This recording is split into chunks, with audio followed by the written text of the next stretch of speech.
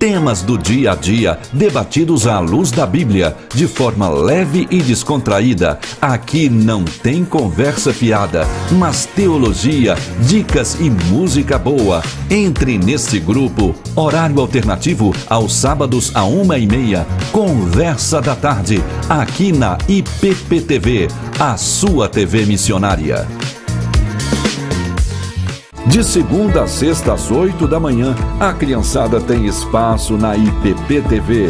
Diversão, histórias e muitas lições para os nossos pequeninos no Pinheirinhos TV. E aos sábados, às 7 horas, tem sempre a estreia de um novo programa da temporada. Horário alternativo de segunda a sexta, às 5h30 da tarde. Pinheirinhos TV, aqui na IPP-TV, a sua TV missionária. Toda terça, às 9h30 da noite, tem um bate-papo sincero e divertido com as mães da IPP. É o Maternidade na Real. Educação dos filhos, fé, amor e todos os temas que fazem parte dessa fase especial da vida das mulheres que estão em pauta, num programa cheio de surpresas. Horário alternativo aos sábados, às 10 da manhã. Maternidade na Real, aqui na IPP-TV, a sua TV missionária.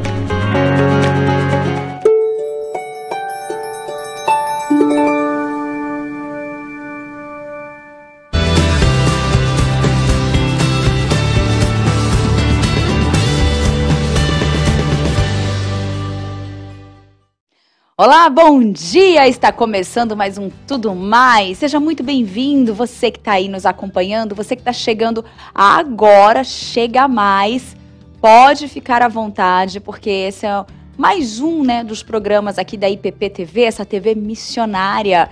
E esse é um programa totalmente interativo, é um programa onde eu converso com você, você conversa comigo e juntos a gente interage durante essa 1h15 aqui nesta manhã tão especial. Então eu conto muito com a sua participação. E a gente começa a nossa manhã com a nossa frase de reflexão. De todos os membros do corpo, não há nenhum tão útil a Satanás como a língua. Essa é uma frase de Thomas Brooks. E a gente fica aí em alerta, A Bíblia fala, nós já falamos, até já trouxemos esse tema aqui, sobre a questão da língua, Tudo que ela pode fazer, Como ela pode bem dizer, como ela pode mal dizer. E como a gente tem que tomar cuidado com o que nós falamos e como nós falamos. Então fica aí essa reflexão para você nesta manhã. Está começando o dia, já começa orando a Deus, se você estiver passando por algum momento mais difícil, já começa pedindo auxílio, ajuda, Mas que Ele te dê essa sabedoria no falar, no seu relacionamento com o outro, tá bom? E a gente segue aqui com o nosso querido especialista em finanças, Gabriel Navarro. Ele vai falar hoje sobre a questão da dicas, Ele dá dicas sobre a renda vitalícia, que essa é uma, dentre várias opções oferecidas pelos planos previdenciários a quem chega à idade de se aposentar. Então, é mais uma opção para você aí que quer investir, que quer cuidar, do seu dinheiro ali de uma forma sadia, de uma forma boa. Então, preste atenção nessas dicas.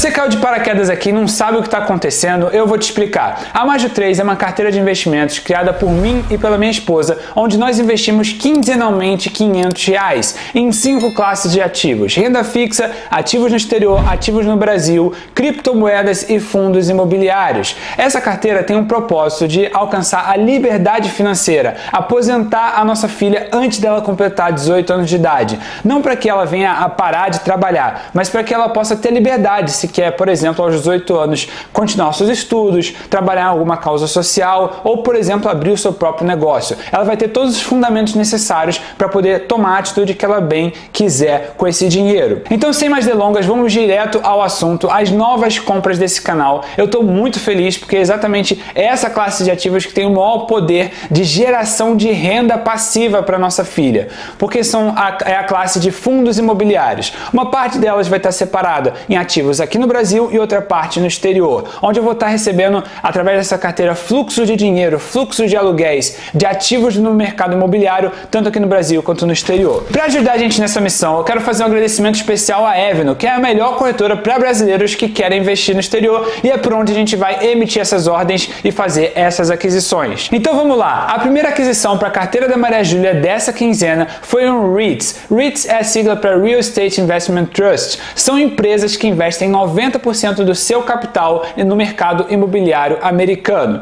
Então, pessoal, algumas vantagens que vocês têm de investir em REITs, principalmente pela questão do poder, tá? Do valor de mercado desse setor, desse segmento. Lá nos Estados Unidos, ele tem um valor de mercado de 1,3 trilhões de dólares. Então, todo o mercado de real estate lá, que é negociado em bolsa, movimenta 1,3 trilhões de dólares. Nós temos vários setores que aqui os fundos imobiliários, que são como se fossem os primos dos REITs, nós não temos aqui no nosso mercado disponível para negociação, como por exemplo o setor de tecnologia, antenas de transmissão, outdoor. Existem vários segmentos que nós não temos disponíveis aqui que você pode investir através da bolsa americana, através dos REITs. E o REIT escolhido foi o VNQ, e eu separei 4 vantagens que me fizeram optar por escolher esse REITs para a carteira da Maria Júlia. O primeiro deles foi a questão da diversificação. O VNQ, ele replica o índice de REITs dos Estados Unidos, tá? Possuindo 2/3 do mercado americano de REITs e cerca de 170 fundos na carteira,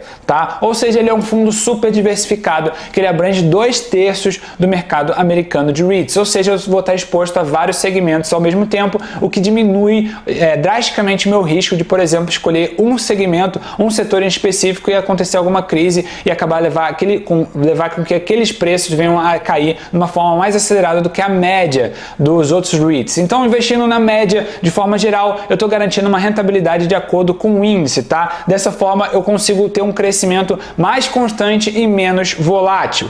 A segunda vantagem, nós temos a questão da rentabilidade. Nos últimos 10 anos, esse fundo, o REITs VNQ, ele entregou uma rentabilidade de 11,51% ao ano em dólares. Levando em consideração a valorização do dólar, a gente pode botar aí pelo menos mais uns 15 a 20% ao ano de retorno com esse investimento nesse REITs. E a terceira vantagem desse REITs é a questão da liquidez. O VNQ ele negocia mais de 400 milhões de dólares por dia, ou seja, independente de quanto eu vou estar investido nele, eu vou ter uma saída muito fácil de transformar esse investimento em dinheiro, tá? No momento que for necessário. E a quarta vantagem é a questão dos proventos, tá? Esse fundo ele possui um dividend yield atual de 3,18% em dólares, tá? E ele paga dividendos trimestralmente. Diferente dos fundos imobiliários, os REITs não pagam necessariamente mensalmente os seus dividendos.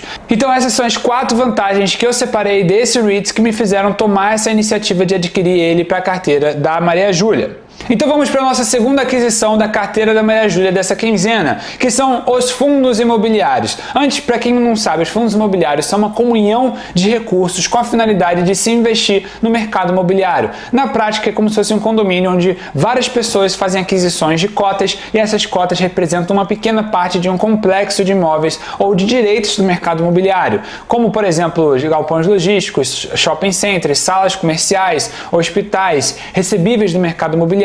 Então nós temos vários tipos de fundos imobiliários onde a gente pode investir, tá? E a maioria dos fundos imobiliários distribuem 95% dos seus dividendos em forma de proventos, né, diretamente ali o dinheiro na sua conta, isentos de imposto de renda, e eles distribuem mensalmente, tá? Então todos os meses você vai saber que você vai poder receber aquele dinheiro na sua conta. O fundo imobiliário escolhido foi o BCFF11, que ele é um fundo de fundos, ou seja, ele é um FOF. E eu separei algumas vantagens aqui que me fizeram também escolher ele para inserir na carteira da Maria Júlia. E a primeira vantagem é que o BCFF11 ele é um fundo de fundos, ou seja, ele tem uma carteira com outros 53 ativos de logística, shopping centers, CRIs, que são esses recebíveis do mercado imobiliário, entre outros. E ele traz para o investidor uma maior segurança também por estar diversificado em grandes fundos imobiliários. Então eu também consigo ter ali uma média do retorno dos principais fundos imobiliários investindo no BCFF11. A segunda vantagem é a questão do preço descontado. Na data de hoje, o fundo está sendo negociado a um preço sobre o valor patrimonial de 0,86 vezes,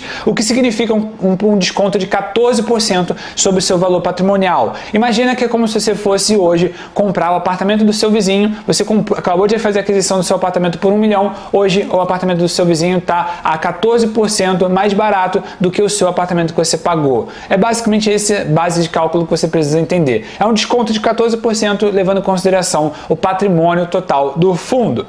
Terceira vantagem é a questão dos proventos. O retorno dos dividendos no último mês desse fundo imobiliário foi de 0,94% e anualizado foi a 9,51%. Então, investindo hoje, eu consigo ter um retorno super interessante em dividendos através desse fundo. Então, foram essas vantagens que me levaram a escolher e optar pelo BCFF11 e pelo REITs VNQ para a carteira da Maria Júlia. Vou digitar nessa aba aqui BCFF11.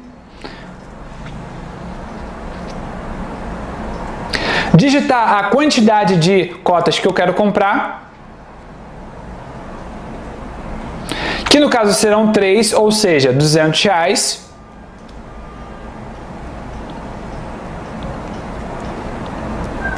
E pronto, minha ordem foi executada com sucesso. Agora eu vou voltar para a minha plataforma da Vitro e vou ver aqui na minha classe de ativos e custódia, aqui o fundo imobiliário BCF11 já tem aqui 3 cotas compradas, R$200. Agora eu vou entrar na plataforma da Evno para fazer a compra do REITs VNQ. Para isso eu vou entrar no site da Evno e entrar com o meu login e senha. Clicar aqui embaixo em operações, digitar o código do REITs VNQ. Clicar nele, digitar a quantidade que eu quero comprar,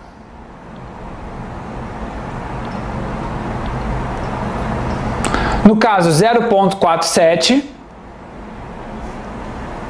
clicar em comprar e pronto, minha ordem foi executada com sucesso. Vou voltar aqui para minha plataforma da Evno, rolar um pouco para baixo e eu já posso ver aqui o meu novo investimento no VNQ, $44.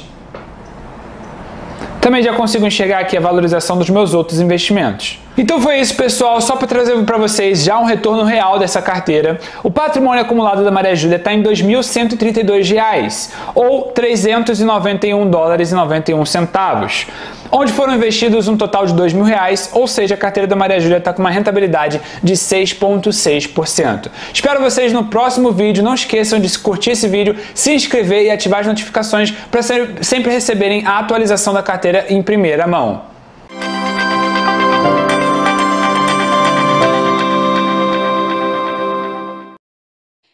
Hoje nós tivemos uma verdadeira aula, né? Super didático ali, com painel, com cálculos, nos auxiliando a gente cada vez mais em compreender como fazer, como entender esse mercado, né? Esse campo também, essa modalidade de investir também. E a gente continua aqui agora falando do nosso parceiro, sim, Finger Morumbi, parceiro mesmo aqui da IPP-TV, nossas paredes, nosso ambiente, todo pintado, né, com todo decorado aqui, todo o nosso espaço.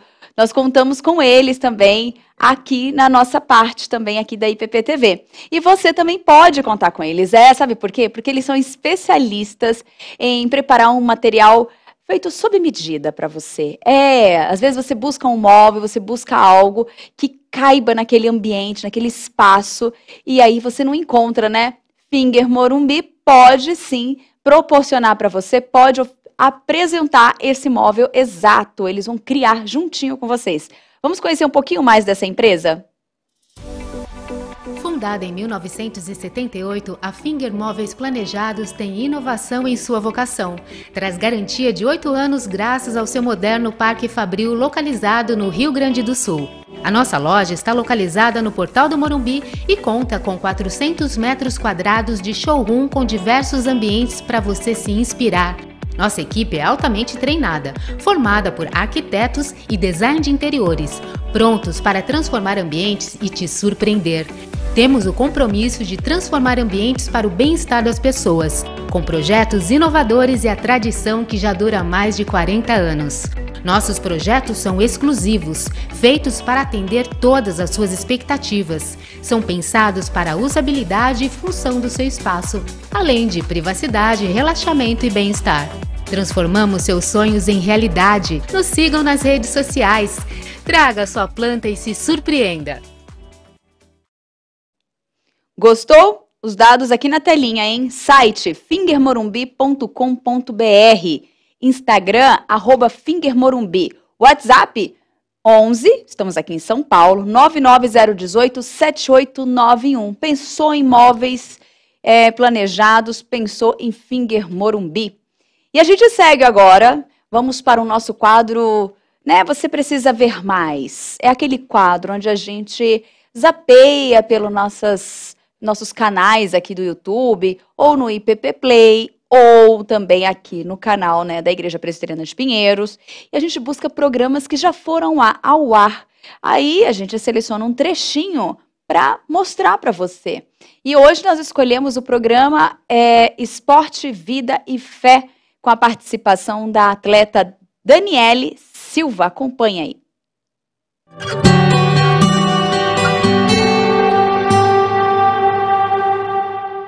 E aí eu lembro que eu estava disputando os jogos regionais em Caraguatatuba com São José.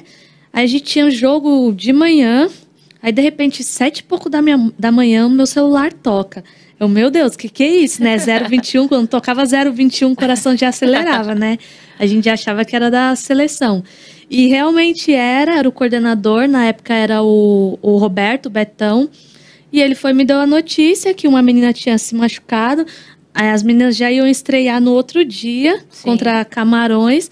Aí ele falou assim, você tá convocada, vem. Aí eu comecei a tremer, meu Deus, e agora o que eu faço? Ele, não, calma, vai ter todo um suporte, o pessoal vai te apoiar, vai ter gente te esperando. Aí foi aquela correria, as meninas fazendo festa, porque jogos regionais a gente fica numa escola, né? Sim, acho que você já participou de alguns. A gente fica numa escola, então tem todos os esportes, aí as meninas me carregavam no corredor, assim, o pessoal dos outros esportes brincando, batendo palma.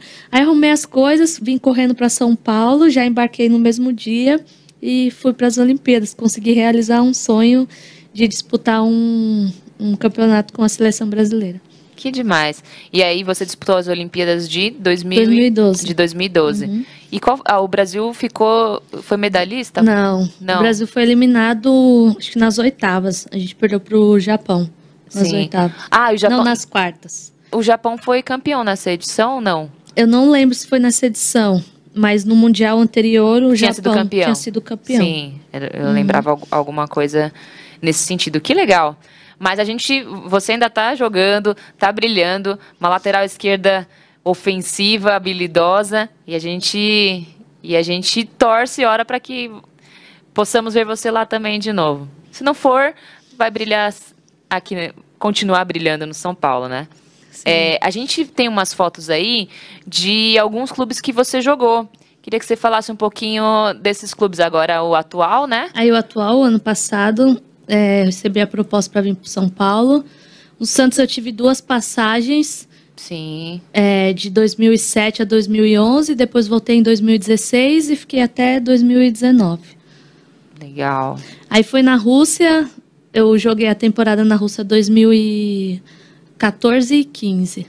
Foi uma experiência bem difícil, mas...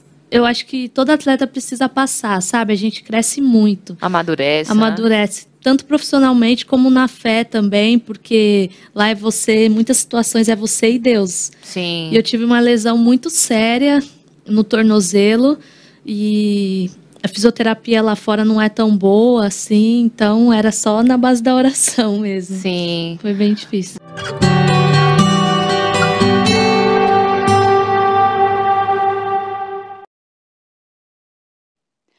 Olha só que legal, você que gosta de programas de esportes, né? Aqui na IPP nós tivemos o Esporte, Vida e Fé.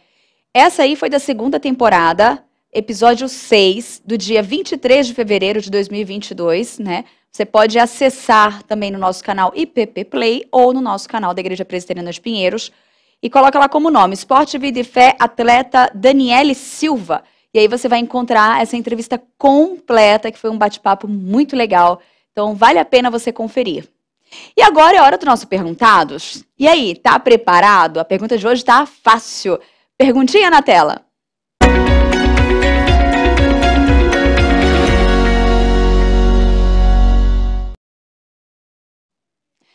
Olha só. Quem teve a vida prolongada por mais 15 anos após orar?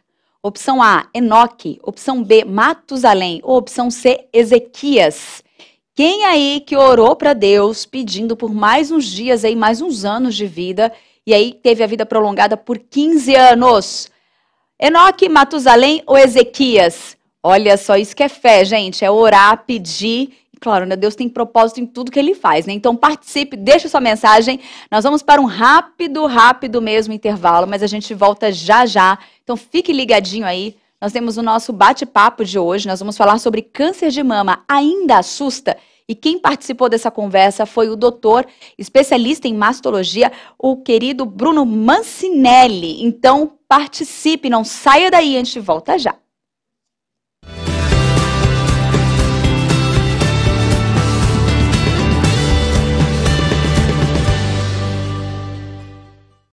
Toda quinta às 2:30 da tarde, o reverendo Tiago Henrique te espera para o aconselhamento bíblico. Temas importantes na vida cristã, desafios e lutas diárias. Horário alternativo aos sábados às 6 da tarde e domingos às 2 da tarde. Aconselhamento bíblico aqui na IPP-TV, a sua TV missionária.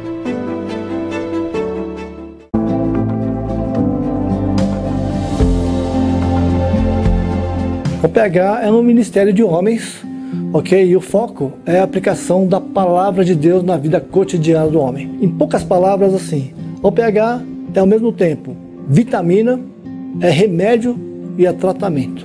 Pode ser dificuldade conjugal, dificuldade com a família, né? Problemas no trabalho, no emprego ou desemprego. Uma das atividades que nós desenvolvemos na UPH são palestras mensais com assuntos de interesse do homem. Então está ligado a finanças, saúde, bem-estar, atividade física, economia, tendências de mercado, área profissional, problemas conjugais. Como é que você lida com essa situação? E a questão não é só problema, não. O PH é alegria. O PH tem muita atividade social. Tudo que o homem gosta, churrasco, futebol, vôlei. A programação do PH não é um culto, mas é uma forma de aplicarmos a palavra de Deus e, através do nosso testemunho, do nosso viver, cultuarmos a Deus, dando um bom testemunho aí fora. Esse é o intuito da UPH.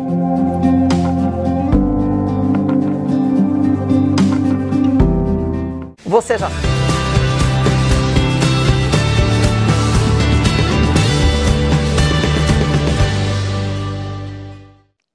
Estamos de volta e você continua ligadinho aqui com a gente, né? Participando. Quero mandar um abraço especial para Cleide Rocha, Ruth, a Aparecida Parra, que tá aqui, ó. A Cleide, ela é de Loventura, Igreja Presbiteriana, lá de Camaquã, Bahia. E a Aparecida, ela tá, bom dia, tá aí na equipe, graças e paz do Senhor Jesus. Temos que ter muito cuidado com a língua, ela é poderosa em todos os aspectos. E a Ruth estava aqui falando do som, eu acho que tá todo mundo ouvindo bem agora a programação. A Delva também aqui, mandando um abraço para todo mundo. Diz que o tempo tá nublado hoje. Ela tá pedindo para Deus, né, orando para que venha a chuva ali, uma abençoada chuva.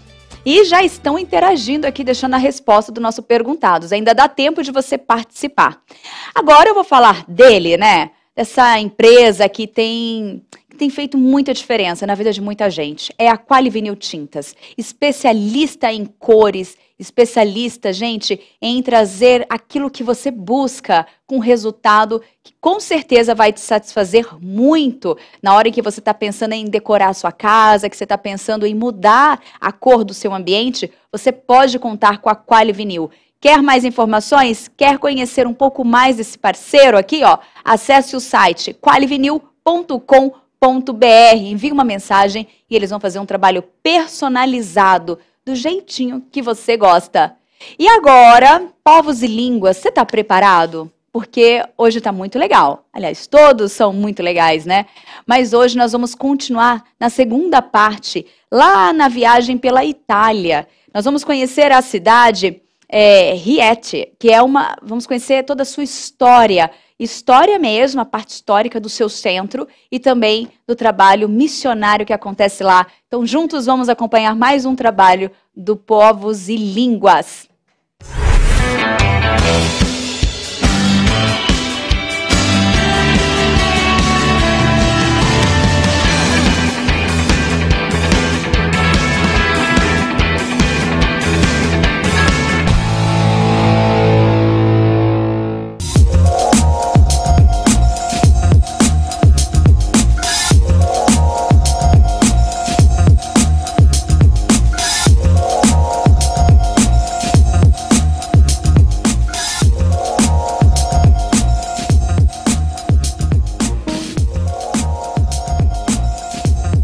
No século X, a cidade foi destruída pelos árabes e depois disso começaram a reconstruir a cidade. Na época medieval, século XIII, construíram as muralhas que são muito bem conservadas, né? E aqui estamos na Porta Conca, são 5 portas que tem, Porta Conca, Porta Cintia, Porta San Giovanni, Porta Romana e Porta d'Arte.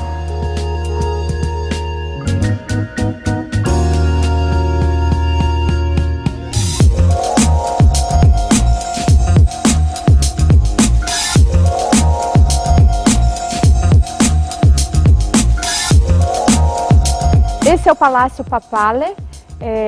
A história nos conta que de 1200 a 1350 ele foi sede dos papas, está localizado exatamente no centro da cidade de Rieti. E Rieti é considerada não só o centro da Itália, como o centro da espiritualidade.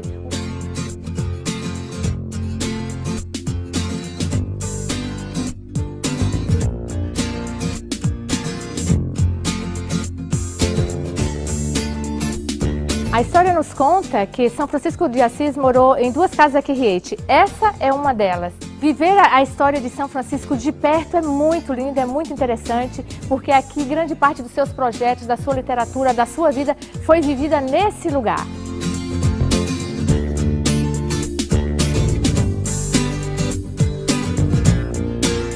E estamos aqui na Praça San Rufo, onde geograficamente do Vale da Aosta a Sicília é considerada o centro da Itália. E essa é a igreja San Rufo, onde a história nos conta que Rufo, filho de Simão Cirineu, depois da ressurreição de Jesus, veio pregar o Evangelho. E aqui no centro da Itália, aqui em Rieti, dentro do centro histórico são 35 igrejas católicas, mas essa é a única que o Cristo não está pendurado na cruz.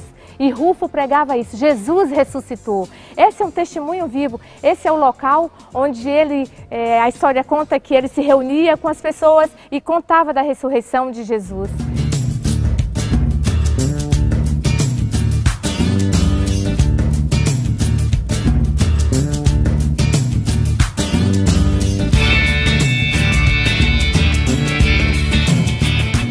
O nosso relacionamento com o Natan tem sido muito bom, porque nós temos conseguido passar Jesus verdadeiramente na vida dele. Ele chegou aqui com 6 anos e agora fez 18 anos.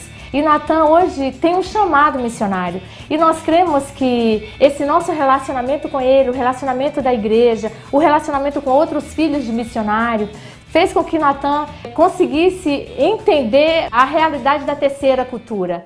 Sendo filho de missionários, eu desenvolvi uma terceira cultura e isso é uma grande vantagem pelo fato de poder se relacionar com mais culturas e tudo vem utilizado como uma oportunidade que Deus está dando para enriquecer as nossas vidas. Allora, Nathan è un ragazzo molto simpatico e noi siamo molto contenti di averlo in classe perché ci fa ridere, è divertente, è una persona molto piacevole. Mi piace molto il fatto che abbiamo comunque una persona di un altro paese, perché comunque puoi relazionarti con lui, puoi capire nuove cose, magari anche un modo di vivere diversi, è molto molto interessante, perché qui in Italia già è molto diverso e magari non ci sono i valori che vedo da loro, che sono molto molto più belli.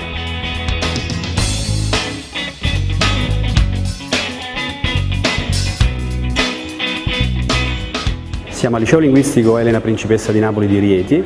È una scuola moderna perché prepara gli studenti al futuro, al loro futuro, perché le lingue sono molto importanti e naturalmente è una grossa opportunità per questi studenti perché in questo modo soprattutto diventeranno degli specialisti nella lingua francese e in primis avranno l'opportunità di iscriversi direttamente nelle facoltà universitarie in Francia, senza dover passare necessariamente un esame di idoneità linguistica. Silas é um menino fantástico, ele chegou aqui com 8 meses, hoje está com 12 anos, ele estuda numa escola maravilhosa, nós somos muito abençoados com a escola dele, com a vida dele na escola. E ele gosta muito de patinação, já faz patinação há 6 anos e a gente até crê que ele tem jeito para esse negócio. Para mim, esse filho de missionário é um orgulho muito grande porque eu estou sempre na vontade de Deus e na sua presença e é uma coisa muito bonita servir a Deus.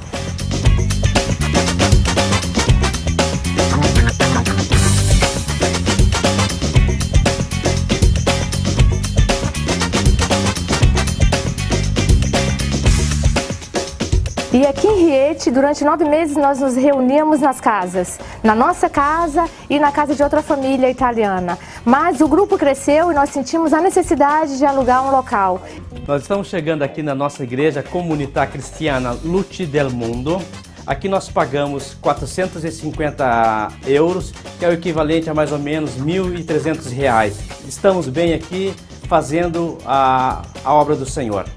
A nossa igreja tem uma característica muito interessante, é uma igreja que trabalha com italianos, nós viemos aqui para alcançar os italianos, mas Deus abriu essa porta de trabalhar com imigrantes e esses imigrantes estão sendo evangelizados, ou muitos deles já conheceram Jesus nos seus países e começaram a congregar conosco. Além desses 2 grupos, que falei anteriormente, tem outros imigrantes, geralmente mulheres peruanas, equatorianas, outras nações ucranianas. Nós já tivemos uma época de ter mais de 10 nações congregando conosco. E com isso a gente está percebendo uma criação de uma nova Itália multicultural.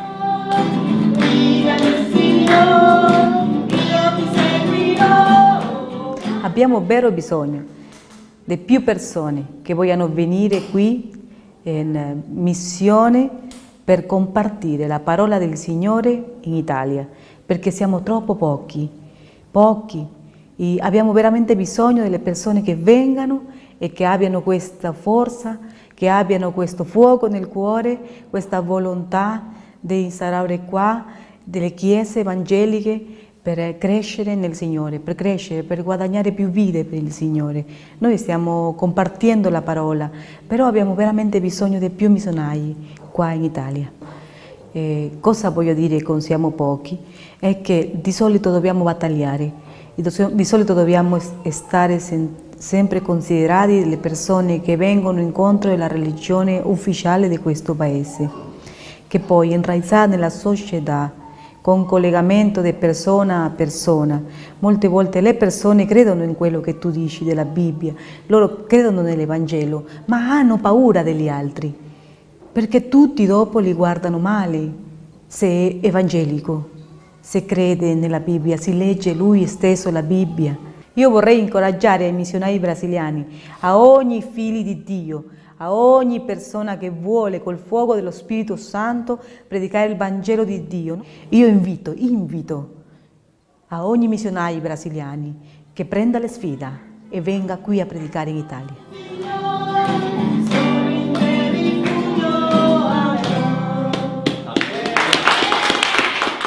Nós estamos muito contentes por aquilo que Deus está fazendo aqui, porque temos irmãos italianos que eram muito arraigados no catolicismo e hoje receberam Jesus de uma forma tremenda nas suas vidas. Eles testificam do amor de Jesus para suas famílias, mesmo sendo rejeitados pela família. A Itália é muito carente de missionários. Embora, quando nós chegamos aqui como missionário, as pessoas perguntavam para nós somos todos cristãos, o que vocês querem fazer aqui?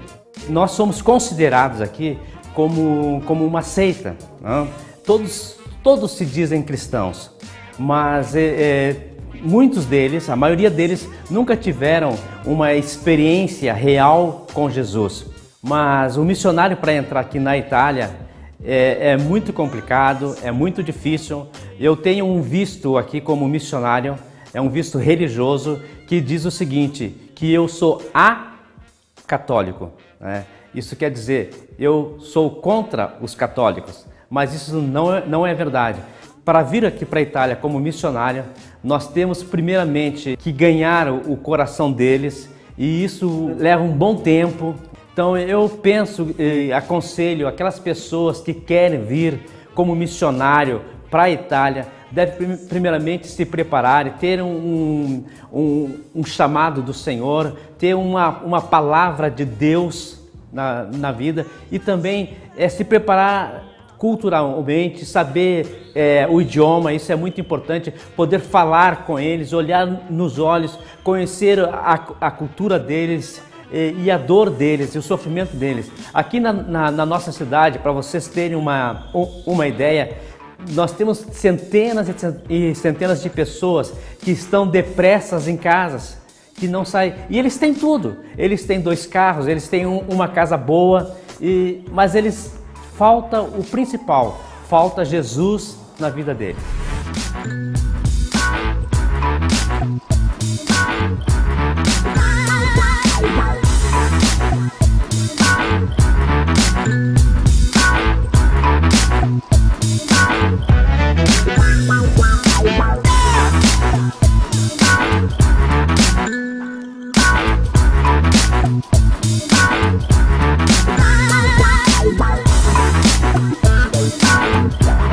Aqui nós estamos em Roma, na livraria evangélica. Como vocês sabem, mais ou menos 1,5% de crentes evangélicos aqui, e nós temos uma livraria que é mais ou menos de 30 metros quadrados para atender essa população. Então, para vocês verem como é carente de missionários aqui na Itália.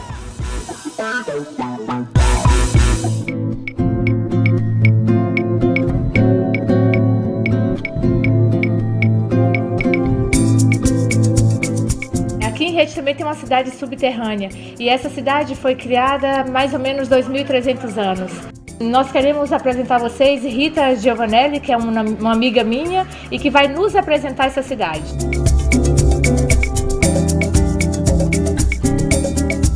La città di Rieti è stata conquistata dai Romani nel III secolo a.C. In quel periodo la valle era occupata da un grande lago formato dal fiume Velino, che spesso usciva fuori dagli argini. I Romani, per evitare l'incidenza ma anche i danni provocati dall'acqua, costruirono una serie di archi per sopraelevare il piano stradale. Ora, in questa mappa noi abbiamo l'opportunità di osservare che la città di Rieti si è sviluppata su una grande rupe di travertino che emergeva dalle acque del lago.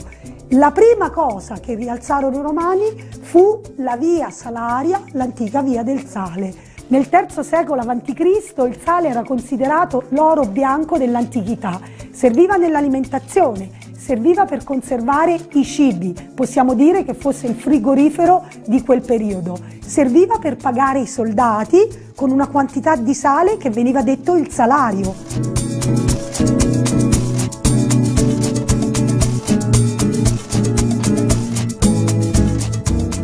Qui abbiamo i resti di una colonna di un tempio pagano. È una realtà e una presenza importante che ci riporta alle origini della città di Rieti, fondata dai Sabini. Io mi auguro che bons brasileiros verranno a Rieti, una città in grado di stupire e sorprendere allo stesso modo. Vi aspettiamo!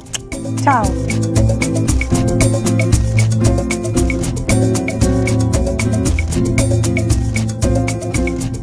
Estamos chegando aqui no meu trabalho, a Associação Rieti Imigrante. É uma associação que trabalha com imigrantes há muitos anos. Nós somos 3 professoras, eu sou a única estrangeira, as outras são italianas. E eu quero mostrar para vocês o meu dia.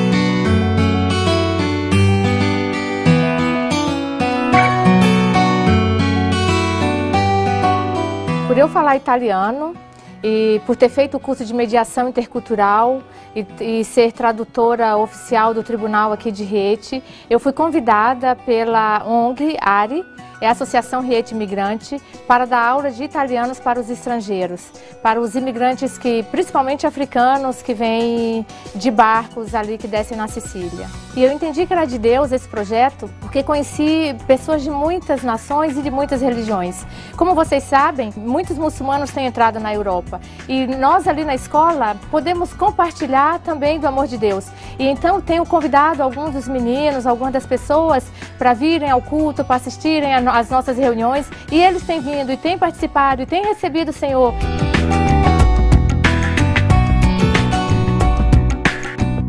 Um dos casos que tem dado certo e que para mim é muito interessante é o caso da família da Joyce. Eles são nigerianos, eles sofreram muito até chegar aqui, mas se integraram com a igreja e Rogério tem dado um pastoreio muito lindo a eles. E nós cremos assim que eles estão chegando para fazer diferença também nessa nação.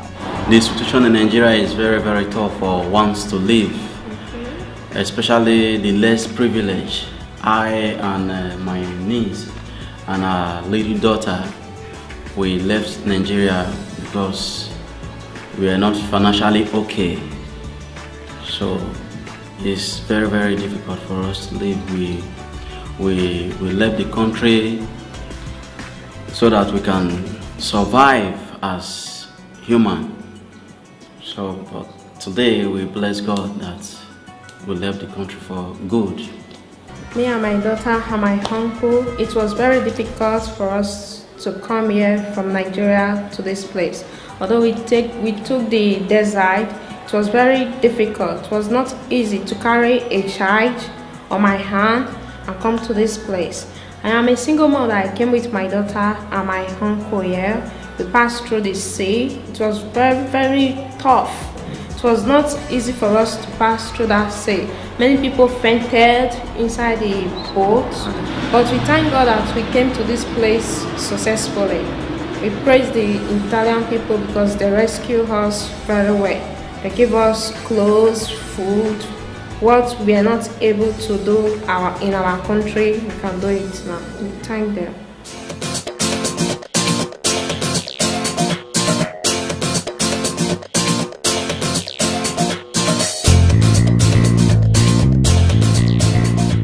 L'Arionlus è un'associazione nata a Rieti verso la metà degli anni 90. È nata in modo spontaneo dall'esigenza degli immigrati che vivevano in quel periodo a Rieti di organizzarsi per lottare insieme contro le forme di discriminazioni che subivano e per favorire e accompagnare il loro processo di integrazione. L'Italia è un paese culturalmente cattolico. Quindi la maggior parte delle persone professano la religione cattolica o si riconoscono comunque nella cultura cattolica. Invece le persone che arrivano in Italia come migranti o richiedenti asilo portano con sé un carico religioso di tipo diverso, nel senso che ci sono sia cattolici ma anche cristiani di altre confessioni. Per esempio gli immigrati asiatici europei sono ortodossi, oppure dall'Asia vengono persone induiste o buddiste, e le persone provenienti dal Medio Oriente o Africa sono musulmane. Il mondo sta cambiando, lo sviluppo economico, il movimento delle persone sono diversi. Rimangono sempre il concetto che chi aiuta chi e dove lo aiuta.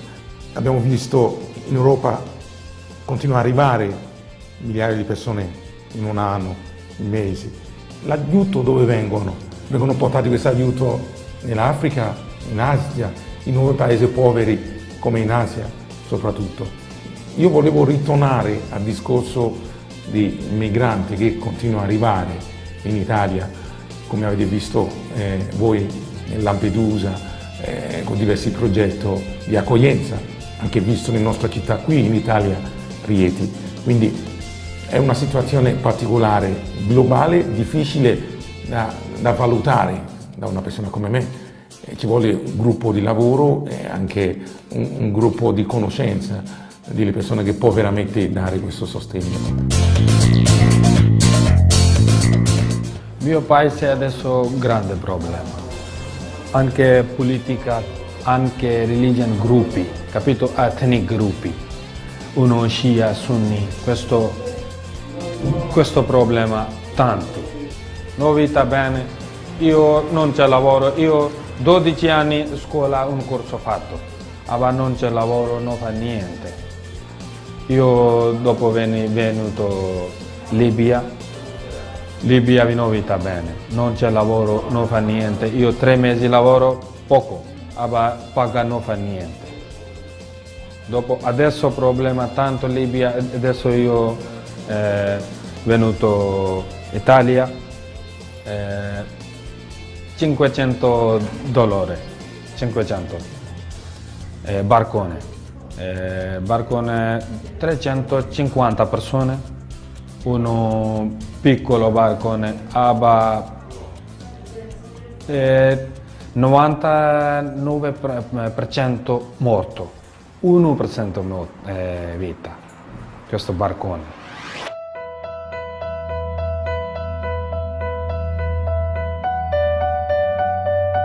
Eu não sei quais são as portas abertas. Se é educação, se é saúde, se é esporte, se é plantação de igreja, mas eu tenho certeza que os olhos do Senhor estão abertos para esse lugar.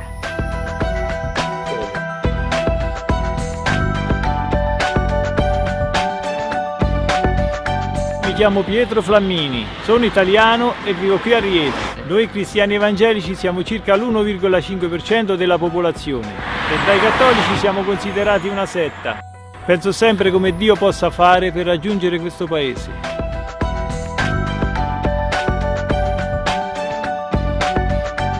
E ho scoperto che nella Chiesa in Brasile vi sono più di 40 milioni di evangelici.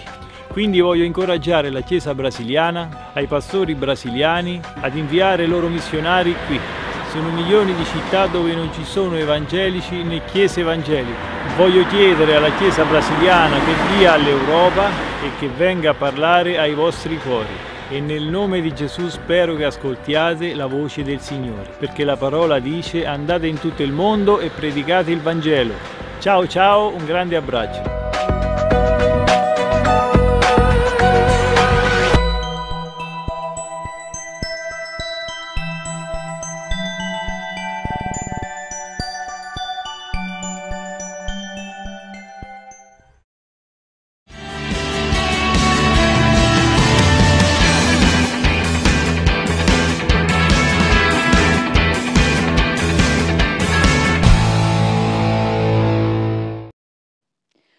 Que bacana a gente poder ter a oportunidade de conhecer um pouquinho dessa história, conhecer um pouco desse trabalho e essa fala final, né, de que pede para que a gente continue levando a palavra, que a gente fale do Senhor, né, é um convite a todos nós, né, é um convite a quem tem esse chamado por missões que faça esse trabalho. A Europa está sedenta de missionários desse trabalho, a gente precisa se preparar, ter estratégias para ir para lá. Isso é muito bacana. Parabéns aí, mais uma vez, ao Povos e Línguas por realizar esse trabalho, também em parceria com Portas Abertas, né, que é um trabalho muito bonito, que traz essa realidade, compartilha isso com a gente. E agora chegou a hora do nosso Perguntados. Você mesmo, mandou sua resposta? Quero ver, hein? Quero ver. Perguntinha na tela. Olha só. Quem teve a vida prolongada por mais 15 anos após orar? Olha a força da oração. Enoque, Matusalém ou Ezequias? Gente, quase unânime.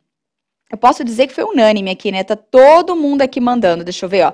A Delva, a Cleude, a Aparecida Parra, Edilene, todos colocaram Ezequias, a Sheila Cristina, Tamar, diretamente de São José dos Campos, colocou a alternativa C, Ezequias, e a Delva também está aqui participando, o Juvenal também mandando uma mensagem para a gente. Vamos lá, qual é a opção correta? Na telinha, Ezequias, gente, referência bíblica, Isaías 38:5. Você pode pegar essa referência, já ler agora, se aprofundar ainda mais com essa história, né, e aprender um pouco mais ali. É muito bom. Vocês estão... Gente, eu falei que estava fácil, né? Olha só, todo mundo participou aqui, deixando sua mensagem. Na outra página também participaram aqui, a Ivana colocou Ezequias também. Parabéns para todos vocês, obrigada pela participação, essa interação é muito boa. E agora nós vamos para um rápido intervalo, mas nós voltamos já já. O tema de hoje, gente, você não pode perder. Câncer de mama ainda assusta? Quem vai conversar comigo aqui, que vai estar tendo esse bate-papo com a gente, é o médico ginecologista e também especialista em mastologia, Dr. Bruno Mancinelli. Então fique ligadinho, participem, a gente volta já.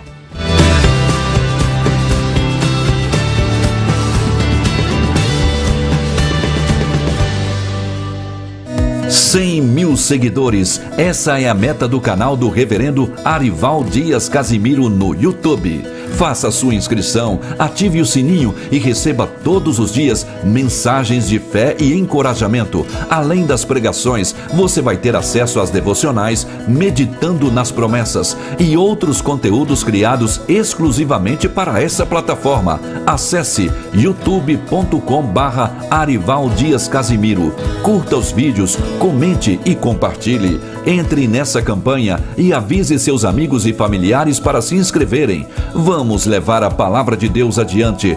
Reverendo Arival Dias Casimiro no YouTube. Rumo aos 100 mil seguidores.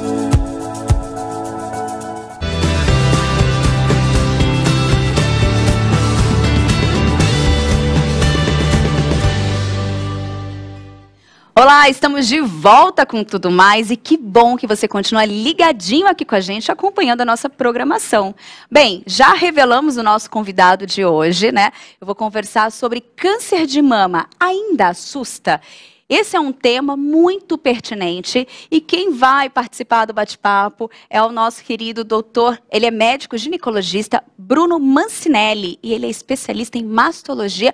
Seja muito bem-vindo, Bruno. Obrigada por dedicar esse tempo, por estar aqui com a gente no Tudo Mais. Obrigado, Tainá. Muito obrigado. Eu fico muito feliz de estar aqui. Que bom. Eu agradeço até mesmo para a gente falar de um tema, de um assunto que ainda assim, né, o tema fala, câncer de mama ainda assusta? E eu gostaria de ouvir do senhor mesmo, como que é no atendimento, na clínica. Ainda assim, quando tem um primeiro diagnóstico ali, é um tema que ainda assusta, mexe muito com a família, com a mulher? Tainá, sem dúvida. Sem dúvida, porque essa doença e esse tratamento, ele envolve muitos aspectos da vida da mulher. Então é a questão estética, é a questão do trabalho, é a questão de sexualidade, enfim. Então isso tudo vem carregado ainda de muito sentimento, né, e que a gente precisa trabalhar assim. Uhum. E assim, doutor, quando a gente fala, né, a gente já está partindo para o tema, né, o momento em que a pessoa recebe a notícia. Quando a gente volta um pouquinho antes, né, ali, qual que é o primeiro passo, o primeiro momento que a mulher ela pode se preparar, né, para evitar? Existe essa possibilidade ou não? Ou ela pode se preparar para iniciar um tratamento mais eficaz, tranquilo? Olha, nós temos algumas situações bem importantes de serem abordadas, né? Inicialmente, o que a gente tem é a prevenção da doença. Então, hoje é muito bem estabelecido que a prevenção da doença, ela acontece com o estilo de vida. Então, é o nosso dia a dia mesmo, são as escolhas diárias, né? É o que nós vamos comer ali num buffet, o que a gente vai preparar em casa, como a gente vai comprar os alimentos, se são industrializados ou mais alimentos mais naturais. E atividade física. Então, aqui eu abordei os dois principais modos que a mulher tem de se prevenir em relação ao câncer de mama, que é a atividade física e a alimentação, né, o controle do peso. Esses são os principais. Ainda assim, a mulher ela conta com os exames de rotina para que a gente possa fazer uma detecção precoce. Então, basicamente os exames de rotina, mamografia, né, para todas as mulheres acima dos 40 anos, associada ou não ao ultrassom. Além disso, é importante que ela já tenha um médico de confiança dela, né, ou um ginecologista, ou médico de família, alguém que a acompanhe ela, que vá tirando as dúvidas, né, ao longo da vida dela, que ensine ela, que fortaleça esse vínculo, ensine ela a fazer o autoexame. São coisas importantes de a gente aliar. Uma coisa que você falou que eu achei interessante, que é essa questão de ter um profissional já de confiança. Porque eu acho que quando a gente fala da questão do câncer de mama, o autoconhecimento é importante, né, ali do corpo, e ter um profissional que já tem um histórico, que já acompanha, vê como que o organismo dela é ali, né? Eu acho que isso também é um passo bem fundamental, né? Sim. Ainda mais porque o câncer de mama, ele não é uma receita de bolo. Acho que cada vez mais, aliás, quase tudo na medicina vem caminhando para isso, para que a gente consiga fazer um tratamento individualizado, né? Propor terapêuticas que vão agir naquela paciente, né? E mais, respeitar os valores daquela paciente, né? O que a paciente entende como o melhor para ela, enfim. Por que eu digo isso? Porque só numa relação onde a paciente já conhece o médico, que o médico já conhece a paciente, é que você consegue propor isso da melhor maneira possível. Então não existe o mais correto, existe muitas vezes o que é melhor para você.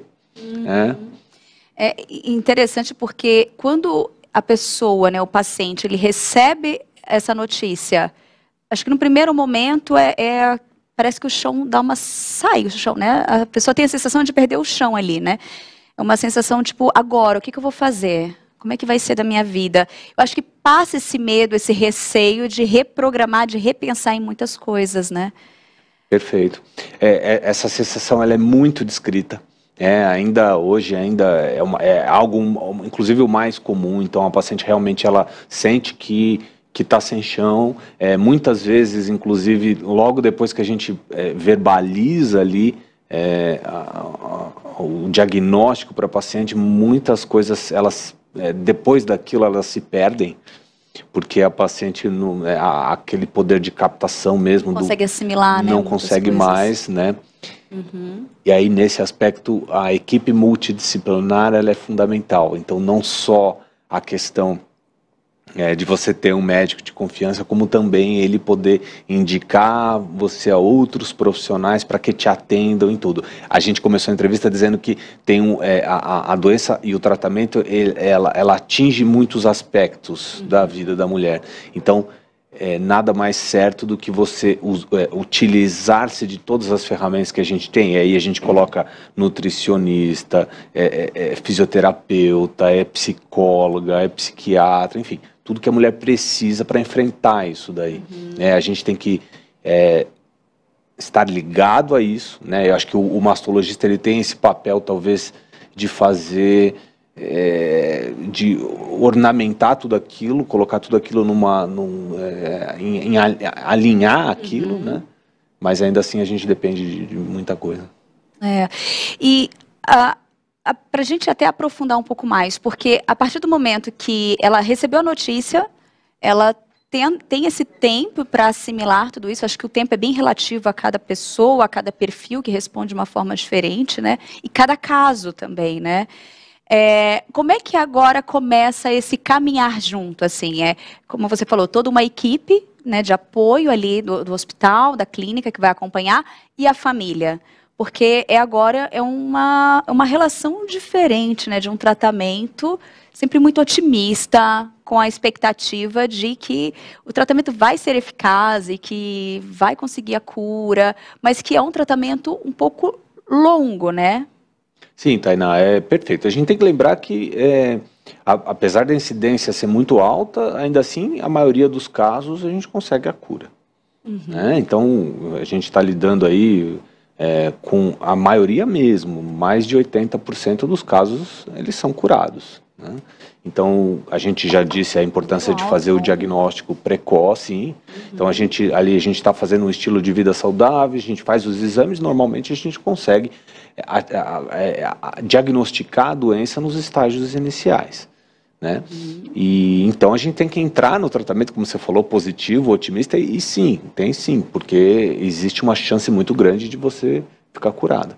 Mas ainda assim depende disso. Então é importante que se tenha um apoio da família, como você colocou, é importante que você possa ter uma consulta com bastante paz e um tempo um pouco atemporal, nesse sentido, do relógio, né? Então, tem paciente que precisa de 10, 15 minutos, meia hora, tem paciente que precisa de 2 horas, e dessa paciente, às vezes, ela precisa retornar dali 2, 3 dias, porque não surgem as dúvidas na hora e vão surgir depois, enfim.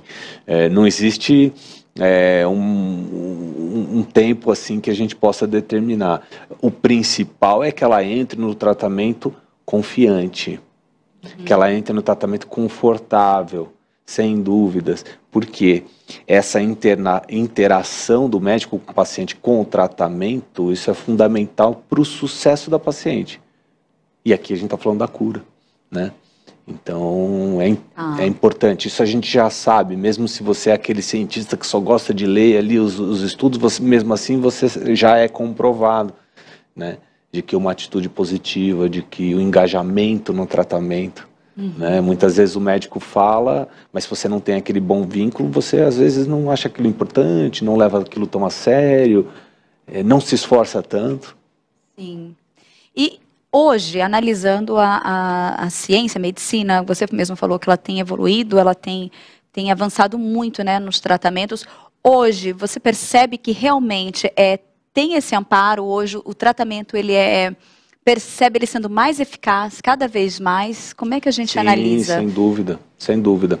As taxas de mortalidade da doença, né, em várias faixas etárias, elas diminuíram, né? Ainda assim a gente tem dificuldades nos casos mais difíceis, né? Então nos casos mais difíceis a gente tem dificuldade.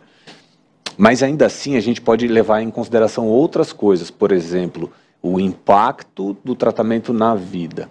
Então, cada vez mais, por exemplo, algo que você tem conseguido individualizando o tratamento, vamos dizer mais tecnicamente, depois a gente pode até se aprofundar, são as novas drogas, né, por exemplo. Sim. Então, são imunoterápicos, são drogas com terapias-alvo, que a gente fala, que normalmente elas são oferecidas ao paciente e aí o paciente consegue uma taxa de cura maior e com menos morbidade, ou seja, menos efeitos colaterais, menos malefício do tratamento. Sim. E aqui eu posso ainda dar outro exemplo, as cirurgias. As cirurgias elas estão cada vez menores, estão cada vez com menos efeitos. Então aquela imagem que se tinha do câncer de mama, daquela senhora que ficou com o braço inchado e que está com limitação do movimento, isso, graças a Deus, tem ficado cada vez mais no passado. Ai, que ótimo. E aí, acho que a gente pode até aprofundar agora quais são os tipos de tratamentos hoje, né, que a pessoa pode optar. Aliás, é uma escolha do paciente qual que ela quer ou depende mesmo do tipo do câncer ou do tipo que ali vai possibilitar que ela faça, né? Como que é essa parte? Não, a gente tem muitas modalidades de tratamento, a gente consegue aí 5, às vezes, tipos de tratamentos diferentes, 5 modalidades de tratamento diferentes, né? Então, a gente tem a cirurgia, a gente tem radioterapia, a gente tem as drogas que fazem os bloqueios hormonais, a gente costuma dizer de hormonioterapia, a gente tem a quimioterapia, aquela mais dura, aquela mais... Eu acho que é a que é mais conhecida, Isso, né? A mais conhecida, aquela que a mulher realmente... E tem essas drogas novas, esses imunoterápicos ou essas terapias-alvo. Você tocou num ponto muito interessante, que é o médico respeitar a individualidade de cada um, né? Então, apesar de o médico, sim, propor, né, o melhor e tudo mais, ainda assim a gente considera cada vez mais que o paciente tem que fazer parte do tratamento, né? E aí a gente pode desenvolver isso várias coisas. Então, você não pode impor nada ao paciente, né? Por outro lado, você está ali para orientar qual é a melhor estratégia a ser feita naquele caso. Muito bom. Aí, Uma questão, assim, que eu acho que ainda mexe muito com a mulher, e eu acho que com a mulher, com a família, com o amigo, quem está ali acompanhando, né? Porque quando a gente tem alguém muito próximo que recebe, né, o diagnóstico, todo mundo sente junto, né, ali, se mobiliza em oração, todo mundo muito acompanha ali, mas tem uma coisa que eu acho que ainda fica na memória, que fica no pensamento, acho que no primeiro momento, que vai precisar fazer alguma cirurgia, retirar, talvez fazer algo mais, que venha, eu não sei a palavra... Mutilar. Como que ainda essa questão, como lidar nessa fase quando necessário, doutor? Cada vez mais a gente tem trabalhado para mutilar menos. Né? Então, existem grandes duas evoluções, né, nas últimas décadas, foram essas. Então, primeiro as drogas novas, as drogas-alvo, e depois as cirurgias menores, as cirurgias que pouco se mutila, a paciente fica com um impacto menor na vida. Então, é mais aquelas pessoas que a conhecem, que ela vai comentar que teve e tudo mais. Mas se ela for na vida social dela, na igreja, no shopping, na academia, enfim, ninguém vai perceber. A menos que ela queira, né? Compartilhar, né? E tal. E isso a gente conseguiu pela associação das duas coisas. Então, essas drogas novas, elas conseguiram também fazer com que a gente conseguisse a redução dos tumores, né? Então, hoje é bem comum isso. Então, a mulher, ela está com o câncer de mama e ela inicia o tratamento dela por drogas, né, que são feitas na veia, né, quimioterapia, terapia-alvo, enfim, e aquilo ali acontece uma morte do tumor ou uma redução das dimensões do tumor na mama, e aí a gente consegue, enfim, fazer um tratamento menos mutilante, menos agressivo, com menos impacto na vida da mulher. Mas ainda assim a gente, em alguns casos, tem que lançar a mão, né? E é importante muitas vezes que a gente anteveja. Então, mais uma vez, o mastologista sendo o maestro, orquestrando isso daí. Então, se de repente é uma mulher que já vem com um histórico de uma depressão, uma ansiedade, então é interessante que a gente já consiga ir trabalhando isso para reduzir esses danos, né? Fazer essa... Que ainda assim mexe muito, né? Apesar da gente, eu acredito que apesar da mulher, ela está buscando a cura, ela quer tirar aquilo dela, ela quer ser curada, mas ainda assim, quando mexe com o corpo, quando mexe com a estrutura, eu acho que acaba mexendo muito mesmo com o psicológico, né? Então esse apoio à família junto com toda a equipe é assim fundamental, né? Sem dúvida, né? Infelizmente a doença ela acontece muitas vezes numa idade jovem, então a mulher às vezes tem ali 40, 50 anos, uma idade que ela ainda se importa muito e tem que se importar, né, com a autoestima, com o trabalho e com a sexualidade, então esses aspectos todos que interferem a gente vê que isso é um drama e tem que ser cuidado, né? E ainda assim, você falou a questão de idade, hoje dá para saber mais ou menos o número, a idade, pelo menos que costuma ser mais afetada, uma porcentagem, a gente consegue mapear isso, doutor? Tainá, quanto maior a idade da mulher, maior a incidência da doença. O câncer de mama, apesar de a gente ter muita preocupação em relação a histórico familiar, né? Então a mulher, eu estou tranquila porque eu não tenho ninguém na família que tem câncer de mama. Isso claro, é uma coisa muito boa, mas ainda assim o câncer de mama ele é esporádico, ou seja, ele acontece devido a consequências dessas escolhas todas do dia a dia. Então, estar sedentário, tabagismo, tudo aquilo. Então, quanto maior o tempo de vida da mulher, maior a incidência da doença, né? Felizmente. Apesar de hoje em dia a gente ter até uma discrepância em relação a isso. Então a gente vê, por exemplo, muitas senhorinhas de 70 anos, 80 anos, 90 anos que já falam assim, não, na minha idade não é possível que eu venha ter um câncer de mama, e é justamente o contrário. E às vezes a gente vê meninas de 30 que estão extremamente preocupadas com isso, e estatisticamente a chance de elas terem a doença é mínima, né? Então, tá. Então, a questão do estágio mais jovem não é um caso, é mais raro um pouco, assim? É extremamente raro. Tá. Né? É extremamente raro, são 2 a cada 10 mil mulheres. Então, nessa idade mais jovem. Né? A mulher tem que se preocupar, né? Mas aí, nessa idade é outro tipo de preocupação. Eu acho que é interessante a gente colocar isso, porque nessa idade, qual que é a preocupação que a mulher tem que ter? Então a mulher tem que fazer o quê? Ela tem que, primeiro, se conhecer. Sim. Isso depende só dela, né? Segundo, ela precisa desenvolver hábitos saudáveis, né?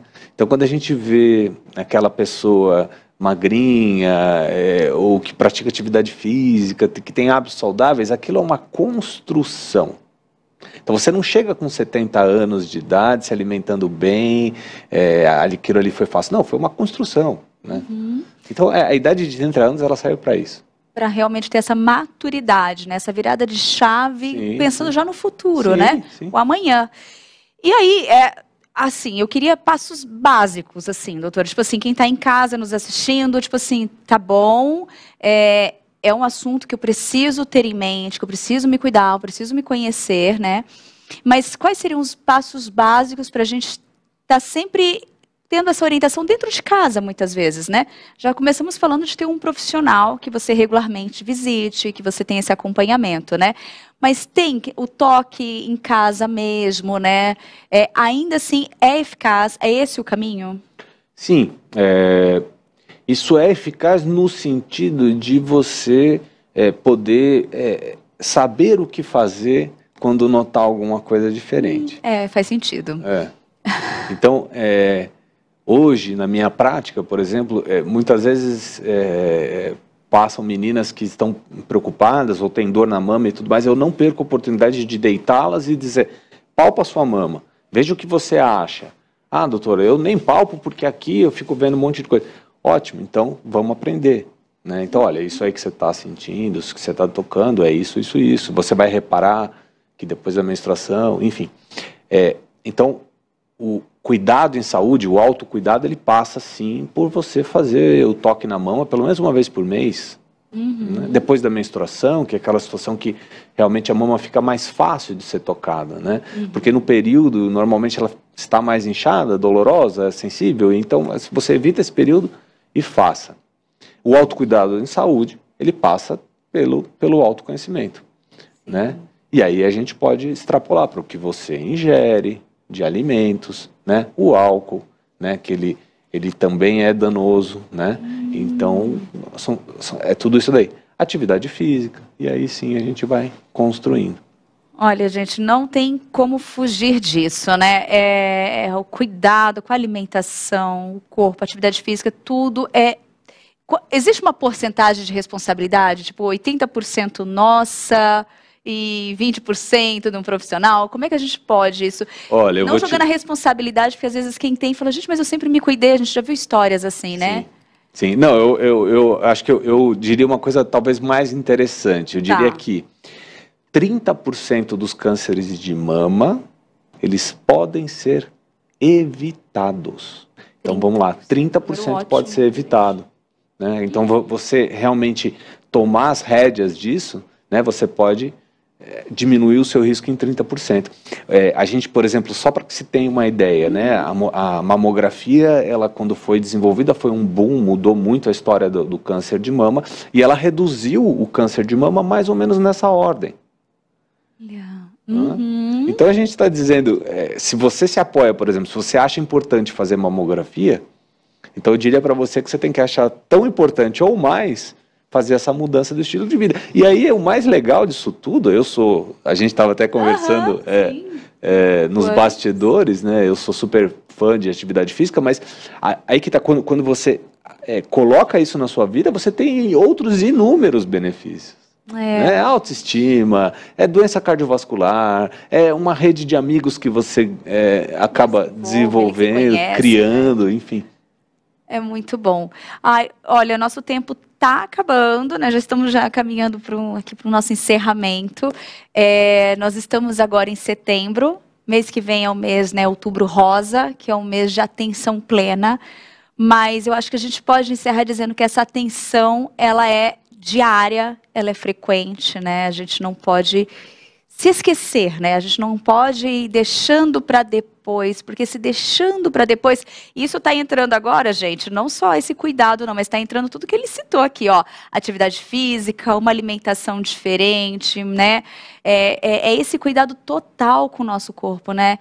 Eu acho que é isso, essa virada de chave e entender que é algo diário, todos os dias, né? Não uma vezinha só, né? Não, eu acho que o Outubro Rosa ele é um mês interessante de conscientização. Talvez para os exames de rotina seria interessante aquela atenção anual. Então, uma vez ao ano, legal.